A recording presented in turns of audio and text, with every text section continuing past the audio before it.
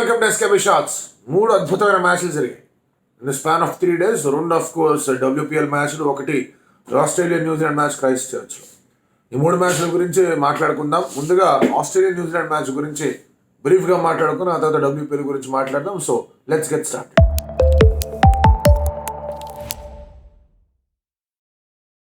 Australia New Zealand match అనేది world test championship points పట్టిక ప్రకారం చాలా ఇంపార్టెంట్ మ్యాచ్. అటు ఆస్ట్రేలియాకి న్యూజిలాండ్కి మాత్రమే కాదు, ఇండియాకి కూడా. ఎందుకంటే ఇప్పుడున్న పరిస్థితులు మీరు అబ్జర్వ్ చేసుకుంటే కనుక ఇండియా ఆస్ట్రేలియాకి మళ్ళీ WTC ఫైనల్ వచ్చేట్టుగానే కనిపిస్తుంది. అండ్ న్యూజిలాండ్ వాళ్ళు దే హ్యావ్ టఫ్ టూర్స్. వాళ్ళు ఇండియాకి రావాల్సిన టూర్ ఉంది. ఇండియాలో వాళ్ళు టెస్ట్ మ్యాచ్ గెలిచి చాలా కాలం అయిపోయింది. ఎప్పుడు అయిపోయిందో వాళ్ళకి తెలియదు. ఆస్ట్రేలియాని వాళ్ళ సొంత గ్రౌండ్లు ఓడించి కూడా వాళ్ళకి 30 ఏళ్ళు పైన. సో 91 సిరీస్ తర్వాత మళ్ళీ న్యూజిలాండ్ ఆస్ట్రేలియా మీద హోమ్ సిరీస్ గెలవలేకపోయారు. టెస్ట్ మ్యాచే గెలవలేకపోయేది వేరే విషయం.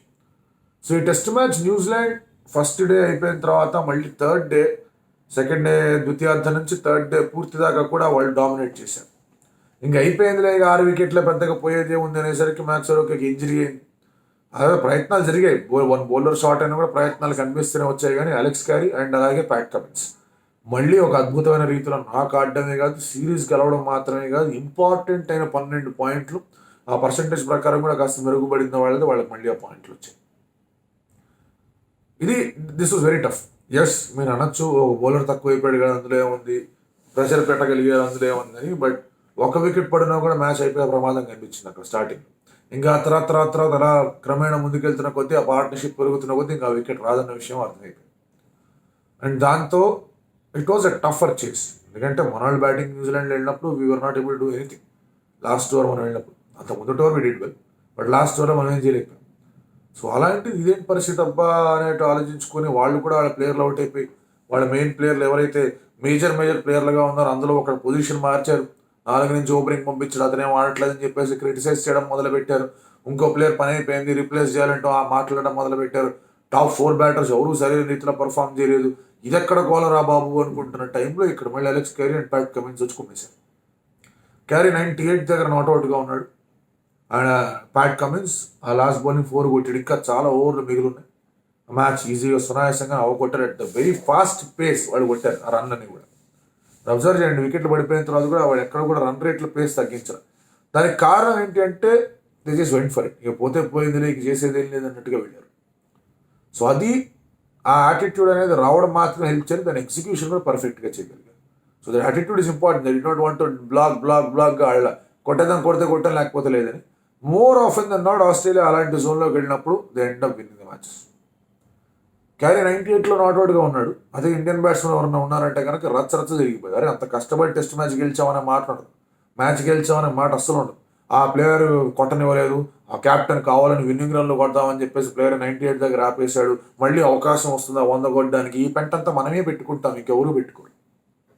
Cricket is a team sport. అందుకే ఇండియాలో క్రికెట్ అంతగా ఆదరిస్తారు. కానీ ఆ టీమ్ స్పోర్ట్లో కూడా హీరో బిల్డింగ్ అనేది జరిగింది. మనం ఓవర్గా హీరోల గురించే వెళ్తాం కానీ టీం గురించి మాట్లాడుకోవడం తక్కువైపోయింది. ఇండివిజువల్ హీరోస్ ఉన్నారు. సాత్విక్ సాయిరాజ్, అలాగే చిరాగ్ శెట్టి. సాత్విక్ సాయిరాజ్ రంకిరెడ్డి మా తెలుగు, చిరాగ్ శెట్టి ముంబై వాడు, ఇక్కడ తెలుగులో ఇక్కడ హైదరాబాద్లోకి వచ్చి పుల్లెల గోపిచంద్ అకాడమీలో బ్యాడ్మింటన్ శిక్షణ పొందాడు. వాళ్ళిద్దరు కలిసి 750 పాయింట్స్ వచ్చే ఫ్రెంచ్ ఓపెన్ గెలిచారు ఇక్కడ బ్యాడ్మింటన్. దాని గురించి చర్చ లేదు, టెలికాస్ట్ లేదు, ఏమీ లేదు. అది individual sport. PV Sindhu medal గెలిస్తే చూస్తాం కానీ మిగతా టోర్నమెంట్లు ఏమాడుతుందో వాడు పట్టించుకోడు. అలాంటి సిచ్యువేషన్లో మనం ఉన్నాం. Just imagine another batter being 98 India నుంచి, అండ్ ఏ క్యాప్టెన్ ఒకటి 4 కొట్టేసి ఫినిష్ చేసేసి ఉంటాడు. మామూలుగా ఉండేది కదా, బ్రహ్మాండం బదులైపోయింది. So that is how they play, that is how it should be play. And వాళ్ళు గెలిచారు. 2-0తో సిరీస్ కూడా గెలిచారు. సరే, ఆ కథ అయిపోయింది. WPLకి వద్దాం. WPLలో 2 బ్యాక్-టు-బ్యాక్ థ్రిల్లర్స్ నడిచాయి. అండ్ 2 బ్యాక్-టు-బ్యాక్ థ్రిల్లర్స్లో 2 ఇండియన్స్ ఆ థ్రిల్లర్స్లో వాళ్ళ టీంని విజయం దాకా చేర్చగలిగారు. ఒక ఇండియన్ విజయం చేకూర్చింది, ఇంకొక ఇండియన్ జస్ట్ లాస్ట్లో మిస్ అయిపోయింది. అలా లాస్ట్లో మిస్ అవడానికి కారణం కూడా ఇంకొక ఇండియన్, అక్కడ అద్భుతమైన ఫీల్డింగ్ జరిగింది.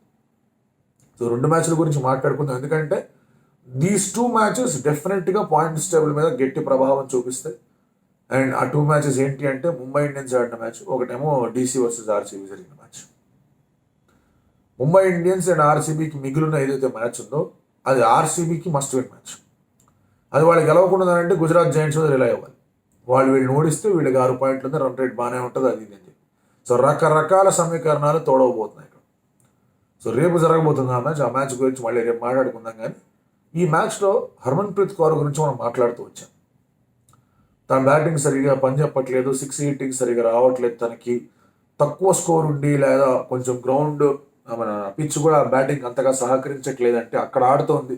అందుకే ఒక 41 బాల్ 46, 30 బాల్ 33 ఇలాంటి ఇన్నింగ్స్ ఉన్నాయి. కానీ T20 స్టైల్ ఆఫ్ ఇన్నింగ్స్ అనేది హర్మన్ప్రీత్ కౌర్ గురించి చూడట్లేదు, జరగట్లేదు అని మనం మాట్లాడుకున్నాం.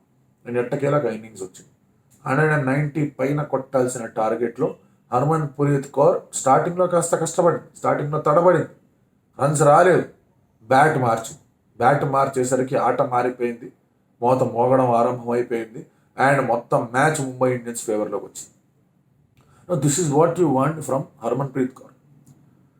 ఎందుకంటే సునాయాసంగా 6లు కొట్టే ప్లేయర్లు ఇండియన్ విమెన్స్ క్రికెట్ టీంలో ఎవరంటే మొదటి గుర్తుకొచ్చే పేరు హర్మన్ప్రీత్ కౌర్. ఆ తర్వాత రిచా కానివ్వండి, షఫాలి కానివ్వండి, వీళ్ళందరూ గుర్తుకొస్తూ ఉంటారు. ఎందుకంటే హర్మన్ ఏం చేసింది last 2-3 years in T20 cricket nobody has been able to do in terms of boundary hitting. రన్లు వచ్చాయి, రన్స్ స్మృతి మందనకు కూడా వచ్చాయి. మీరు అబ్జర్వ్ చేసుకుంటే కనుక ఇప్పుడు వస్తున్న జెమిమా రోడ్రిగ్స్ కూడా లాస్ట్ WPL బాగా ఆడింది, రిచా ఘోష్ బాగా ఆడుతుంది. కానీ ఓవరాల్గా ఇంటర్నేషనల్ T20లో వన్డే ఫార్మాట్లో మరీ ముఖ్యంగా అండ్ అలాగే T20 ఎప్పుడెప్పుడైతే జరిగిందో హర్మన్ బాగా సడన్గా రన్లు డ్రై అయిపోవడం ఏంటి అని చెప్పేసి అనిపించింది. అండ్ యెస్టర్డేస్ మ్యాచ్ అనేది ఒక బ్యారిగేట్ తీసేసి ఆ పడిన బ్యారిగేట్ అనేది పోయింది పక్కకి. దాంతో ఏమైంది, హర్మన్ప్రీత్ కౌర్ దగ్గర నుంచి 6లు వచ్చాయి, 4లు వచ్చాయి. క్లిష్టమైన పరిస్థితిలో మ్యాచ్ విన్ చేయాలన్న తపనతో మ్యాచ్ని గెలిపించింది. ఇలాంటి ఫినిషింగ్ స్కిల్స్ ఇండియన్స్ దగ్గర నుంచి కావాలి అండ్ ముంబై ఇండియన్స్ దగ్గర నుంచి అది వచ్చింది. ఎస్పెషలీ కొన్ని రోజుల్లో, కొన్ని నెలల్లో వరల్డ్ కప్ ఆడబోతున్నాం. అటువంటి పరిస్థితుల్లో ఇటువంటి నాక్స్ ఇండియన్ ప్లేయర్స్ దగ్గర నుంచి రావడం చాలా చాలా ఇంపార్టెంట్. అండ్ అది మరీ ముఖ్యంగా క్యాప్టెన్ దగ్గర నుంచి రావడం ఇంకా ఇంపార్టెంట్. క్యాప్టెన్ ఏం చేస్తుందనే క్వశ్చన్స్ అందరి మైండ్స్లోనే ఉన్నాయి. ఇంకా తను ఒక షీట్ ట్యాంకర్ రూల్ దాకా వెళ్తుందా, అది వద్దనే కదా అనుకునేది, T20లో మళ్ళీ ఇదేం కావాలా అని చెప్పేసి అనుకుంటున్న పరిస్థితుల్లో షీ సెడ్ నో, ఏదో కొంచెం అటు ఇటు అయింది కానీ నా 6 హిట్టింగ్ అబిలిటీ మీద మరీ మీరు అంత క్వశ్చన్లు పెట్టుకుంటారా అన్నట్టుగా వచ్చి ఆడి మ్యాచ్ని గెలిపించింది. అండ్ దాంతో ముంబై ఇండియన్స్ 2 పాయింట్లు రావడం మాత్రమే కాదు, టాప్ 2లో ఖచ్చితంగా ఉంటారు. ఈ టాప్లో ఉంటారా, సెకండ్ పొజిషన్లో ఉంటారా అనేది మిగతా మ్యాచ్ల మీద బట్టి ఆధారపడి ఉంటుంది. కానీ టాప్ 2లో అయితే ఖచ్చితంగా ఉంటారు, they have qualified. Next match Delhi capitals versus RCB. ఇది రెండు వైపులా చాలా ఇంపార్టెంట్ మ్యాచ్. ఢిల్లీ క్యాపిటల్స్ గెలవాల్సిన మ్యాచ్, ఎందుకంటే గెలవకపోతే మళ్ళీ వాళ్ళు లాస్ట్ మ్యాచ్ దాకా వెళ్ళమా అనే ఆలోచన వెళ్తారు. 8 points కూడా ఎనీవేస్ గాన్, బట్ స్టిల్ ఒకవేళ ఏమన్నా తేడాలు జరిగేవా అనే ఇదిలో ఉంటారు. పైగా Delhi capitals of best this season. So వాళ్ళకి ఆ నెంబర్ 1 స్పాట్ కావాలి. So they want to be at number 1. So అలాంటి పరిస్థితులు నెంబర్ 1గా ఉండాలంటే మళ్ళీ మ్యాచ్ గెలవాలి, నెక్స్ట్ మ్యాచ్ కూడా గెలవడానికి సిద్ధపడాలి. అలాంటి పరిస్థితుల్లో they needed everybody to play అని అందరూ ఆడారు. అందరికన్నా మరీ ముఖ్యంగా మీరు అబ్జర్వ్ చేసుకుంటే కనుక మీకు జెమిమా రోడ్రిగ్స్ బాగా ఆడింది, 50 పైన కొట్టింది. ఆ తర్వాత ఎలిస్ క్యాప్సీ కూడా ఆడారు.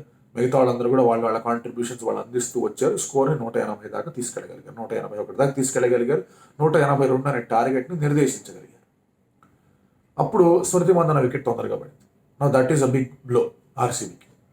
స్మృతి మందన వికెట్ తొందరగా పడడం అనేది, ఎందుకంటే she is an inform batter and Indian batters అందరిలో కూడా అద్భుతంగా ఆడిన బ్యాటర్ తనే. ఈ తర్వాత షఫాలి ఆడింది, కొన్ని ఇన్నింగ్స్లో ఆడింది, జమ్మి ఆడింది, హర్మన్ మొన్న ఇన్నింగ్స్ ఆడింది, రిచా ఘోష్ కూడా బాగా ఆడుతూ వచ్చింది, దీప్తి శర్మ కూడా 2 ఇన్నింగ్స్లో బాగా ఆడింది. అన్నీ కనిపిస్తూనే వచ్చాయి. కిరణ్ నవగిరి ఒక 50 కొట్టింది. బట్ అదే చెప్తాను, మళ్ళీ చెప్తా, కిరణ్ నవగిరి అండ్ సాబినేని మేఘన ఒక 50 ఆడవద్దు. They have to continuously hit. Yastika బయట కూడా అదే సిచ్యువేషన్. బట్ ఎప్పుడైతే 180 దాకా స్కోర్ అనేది ఢిల్లీ క్యాపిటల్స్ పెట్టగలిగారో, they had the belief in their bowling. ఎందుకంటే వాళ్ళ దగ్గర మంచి బౌలింగ్ అటాక్ ఉంది. మారజన్ కాపన్ తీసుకోండి, జానసన్ని తీసుకోండి, ఆ తర్వాత మీరు అరుంధతిని తీసుకోండి, శిఖాన్ తీసుకోండి, రాధాన్ తీసుకోండి, మంచి బౌలింగ్ అటాక్ ఉంది వాళ్ళకి. వికెట్లు తీయగలిగే బౌలర్స్ ఉన్నారు, మధ్యలో వేయగలిగే బౌలర్స్ ఉన్నారు, డెత్ బౌలింగ్లో వెనకాడిన స్పిన్నర్ కూడా వాళ్ళ దగ్గర ఉన్నారు. వికెట్లు పడిపోతున్నాయి. లిస్పరి బాగా ఆడింది, తన ఒకటి అయిపోయింది. గ్రేస్ హ్యారిస్ ఆడుతుంది అనుకుంటే తన ఒకటి అయిపోయింది. లాస్ట్లో 2 overs 26, 10 balls 26 దాకా కావాలి. పరిస్థితి ఏంటి అనుకుంటే కనుక లాస్ట్ ఓవర్లో 17 runs దాకా కావాలి. ఇదేం లెక్క ఎలా ఉండబోతుంది అంటే కనుక అక్కడ రిచా ఘోష్ కూర్చొని, రిచా ఘోష్ అప్పటికే బాగా ఆడింది, అప్పటికే బ్యాట్ జొడిపించింది, అప్పటికే 4లు వచ్చాయి, అప్పటికే 6లు వచ్చాయి. రిచా ఘోష్ ఢిల్లీతో ఆడిన మొదటి మ్యాచ్లో కూడా RCB తరఫున జరిగింది, మొదటి మ్యాచ్లో కూడా రిచా ఘోష్ బాగా ఆడింది. అప్పుడు స్మృతి మందన కూడా 80 కొట్టింది, మార్జాన్ కాప్ వచ్చి ఆ వికెట్ తీసింది. తను అవుట్ అయిపోయిన తర్వాత వెంటనే నెక్స్ట్ ఓవర్ ఆఫ్ మార్జాన్ కాప్ ఓవర్లో రిచా ఘోష్ కూడా అవుట్ అయింది. బాగా ఆడుతూ అప్పుడే 2 సిక్స్లకి వెళ్ళి కొట్టి అవుట్ అయింది. సో రిచా ఘోష్ వికెట్ అనేది చాలా ఇంపార్టెంట్.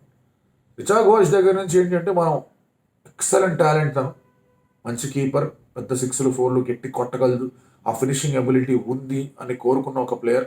అండ్ ఈ గేమ్ కనుక తను ఫినిష్ చేస్తుంటే, ఆర్సీబీ గెలిచిందో ఢిల్లీ ఓడిపోయిందో విషయం పక్కన పెట్టండి, and Indian finishing of a game 15 రన్లు పైన కావాలి.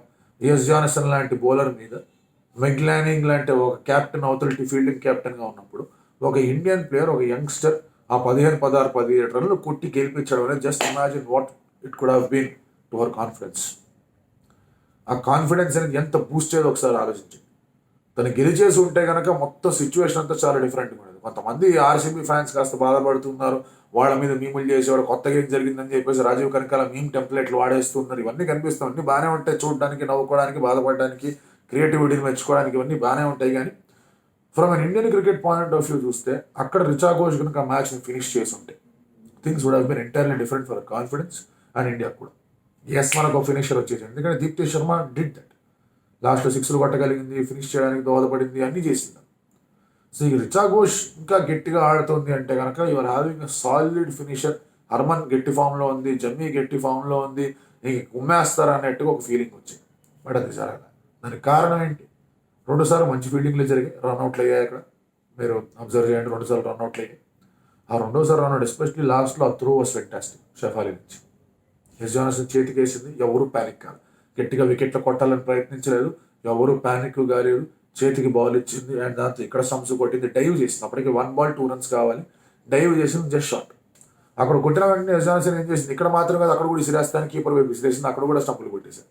సో ఇక్కడ మిస్ అయినా అక్కడ అవుట్ అని చెప్పేసి ఒక ఆలోచనతో వెళ్ళారు. ఆ బాల్ అనేది 1 బౌన్స్లో పట్టుకుంది, బ్యాక్వర్డ్ పాయింట్ ఫీల్డర్ 1 బౌన్స్లో బాల్ స్లైస్ చేస్తున్నప్పుడు వెళ్ళడం అనేది బాల్ ఇటు కట్ అవుతుంది లోపలికి. ఆ కట్ అయిన దాన్ని కూడా రెడీగా పట్టుకొని ఆ త్రో పర్ఫెక్ట్గా వేయడం కూడా చాలా చాలా గట్స్ ఇది, and that has been done. And ఇంకోటి వాళ్ళ ఫీల్డింగ్ చూడండి, kind of fielding the Delhi capitals. Jemimah Rodrigues ఎందుకు ఇచ్చారు ప్లేయర్ ఆఫ్ ద మ్యాచ్ అంటే 58 కొట్టినందుకు మాత్రమే కాదు, ఎన్నెన్నో రన్లు ఆపిన ఫీల్డ్ మీద. తను కానీ, రాధా కానీ, Meg Lanning of course, Jess Jonassen, వీళ్ళందరూ terrific fielders. And Radha Yadav, Jemimah Rodrigues are 2 best fielders India నుంచి, ఫాలోడ్ బై స్మృతి మందన. స్మృతి మందన కూడా మంచి ఫీల్డర్. బట్ వీళ్ళిద్దరూ హ్యావ్ బీన్ టెరిఫిక్ ఇవాళ మన నిన్నటి మ్యాచ్లో. సో దానివల్ల డీసీ గెలవగలిగింది with some great Indian contribution. RCB గెలుచుంటే ఆ ఫినిషింగ్ కాంట్రిబ్యూషన్ యాడ్ అయ్యేది. హర్మన్, స్మృతి అనేవాళ్ళు దేర్ ఎక్స్పీరియన్స్ క్యాంపెయినర్స్ ఎప్పటి నుంచో ఉన్నారు. You want people like Jemimah, తర్వాత మీకు రిచా ఘోష్, కిరణ్ నవగిరే, ఆ తర్వాత సబినేని మేఘన, ఇట్లాంటి వాళ్ళు, స్నేహ రాణా, పూజా వస్త్రకర్, ఇలాంటి వాళ్ళు కొట్టాలి. సో అది అనేది చాలా ఇంపార్టెంట్గా కనిపిస్తుంది. హోప్ఫుల్లీ ఘోష్ కన్నీటి పర్యంతం అయిపోయింది, ఎట్లా ఫినిష్ చేయలేకపోయినని చెప్పి ఏడవడం మొదలుపెట్టింది. పరిగెత్తుకుంటూ జమీమా వచ్చింది, షఫాలి వచ్చారు, రాధా వచ్చి మాట్లాడుతుంది, మెగ్లానింగ్ వచ్చి మాట్లాడింది. మెగ్లానింగ్ వచ్చి ఇట్ హ్యాపెన్స్ అని చెప్పేసి తను కూడా చెప్పింది. She's not playing international cricket anymore, but తను వచ్చి రిచా ఘోష్ మీద చెయ్యేసి మాట్లాడేది చూసాం. ఫెంటాస్టిక్ సీన్స్ అవన్నీ. అండ్ జమీమా చెప్పింది కూడా, ఈ మ్యాచ్ అయితే మేము గెలిచాం కానీ we hope that one day ఇండియాకి తను ఆ ఫినిషింగ్ రన్స్ అనేది తను కొడుతుంది అని చెప్పేసి ఆశిద్దామని మాట్లాడి. So that is what WPL is about. నేను మళ్ళీ చెప్తాను, వాలీబాల్ లీగ్ నడుస్తుంది, దాని కామెంటరీ చెప్తాను, సోనీ స్పోర్ట్స్ నెట్వర్క్లో వస్తుంది. ఆ మ్యాచ్లు అయ్యి నేను మళ్ళీ రూమ్కి వచ్చి టీవీ పెట్టేసరికి ఆల్మోస్ట్ WPL మ్యాచ్ అయిపోతుంది. సో అన్ని మ్యాచ్లు ఫాలో అవ్వడం కష్టం. నిన్న మ్యాచ్ కొంచెం ఫాలో అవ్వడం జరిగింది. ఇవాళ ఎలాగో పొద్దున పూట ఖాళీగానే ఉన్నాం కాబట్టి కాస్త న్యూజిలాండ్ ఆస్ట్రేలియా మ్యాచ్ కూడా చూడడం జరిగింది. మన మ్యాచ్ కూడా హర్మన్ప్రీత్ కౌర్ ఆడినప్పుడు చూడడం జరిగింది.